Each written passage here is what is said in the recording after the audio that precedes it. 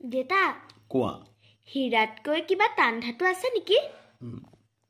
চোৱা তোমাৰ প্ৰশ্নটোতে গণ্ডগোল হৈছে হীৰাতকৈ টান ধাতু বুলি ক'বলৈ গ'লে হীৰা এটা ধাতু হ'ব লাগিব আচলতে হীৰা কোনো ধাতু নহয় ই এক কাৰ্বনৰ যৌগ আৰু ইয়াক অধাতু বুলিহে কোৱা হয় অসমীয়াত গম পাইছেনে ই মেটেল নহয়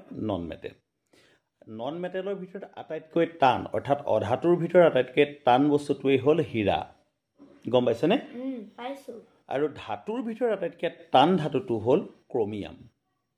গম পাইছেনে এটা হীৰাক কি কৰা হয় পলিশ কৰিবৰ কাৰণে আৰু খুব টান বস্তু কাটিবৰ কাৰণে হীৰা ব্যৱহাৰ কৰা হয়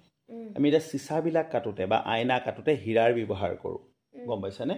আৰু হীৰাৰ আৰু এটা গুণ আছে ই খুব গৰম সহ্য কৰিব পাৰে গম পাইছা চ' আটাইতকৈ টান ধাতুটোৰ নাম হ'ল ক্ৰমিয়াম আৰু আটাইতকৈ টান অধাতুটোৰ নাম হ'ল হীৰা Thank you very much. Please stay connected. Keep watching our videos and don't forget to follow, share and comment.